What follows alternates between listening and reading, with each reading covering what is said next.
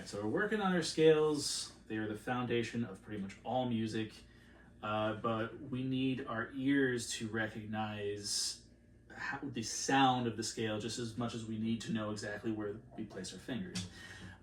So you've got your tapes for now, but one of the main ways we graduate from those tapes is really internally understanding exactly how that scale and how those notes need to sound. Best way to do that is actually just having your sense of home. So if we're playing C major, you need to know what all 7 notes of the scale are going to sound like up against this one pitch. Know those sounds intimately. So, especially if I add in that extra 5th to just kind of round out the sound, what I want for you to do right now is to just play your C major scale and let your ears give you the feedback that you need in order to inform your fingers where they need to go for any sort of slight misstep. Okay? Make it nice and loud.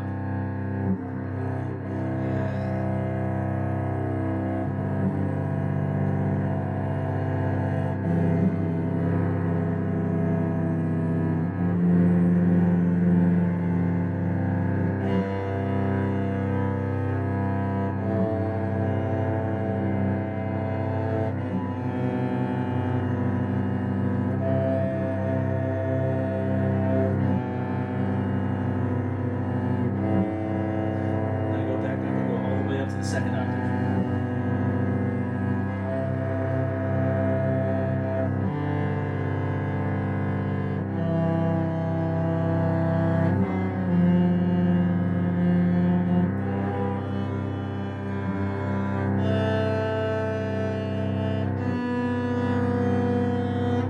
Check that B a little bit.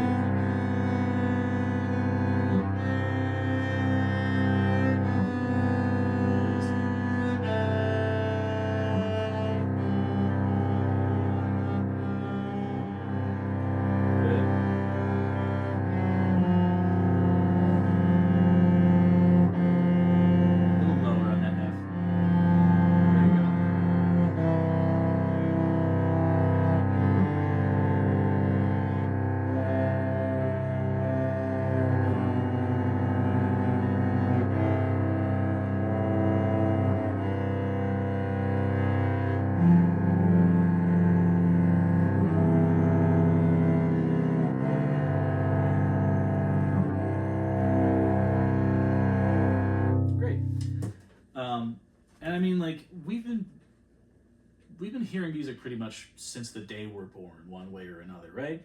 So I haven't really sat down with you and told you this is how this interval sounds, this is how this interval sounds. You can tell like when something's not right.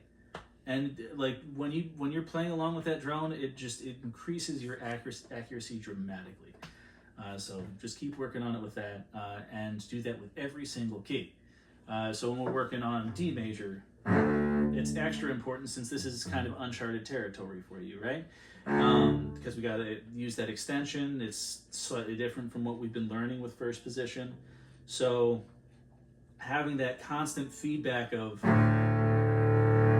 the D drone in this case is going to be great for you to be like, oh wait, no, my 4th finger's not quite in the right place, or that extension's a little too low. So let's work on that low D major octave just to see if we can lock back in with that. I'm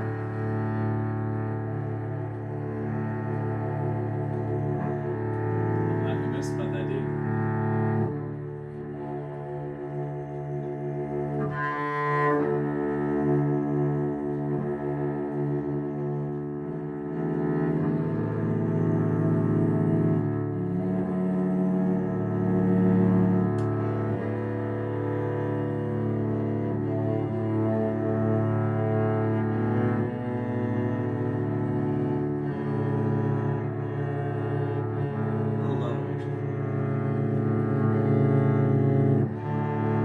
Second octave, I believe in you.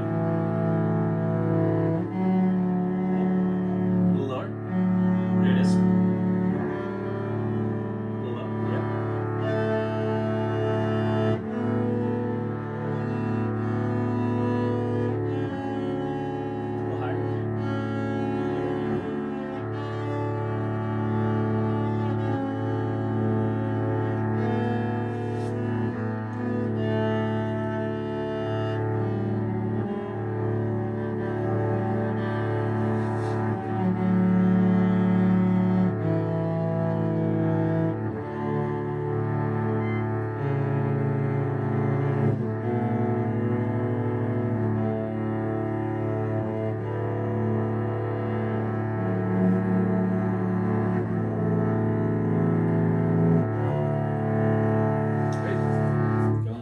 locked in even more. That was great.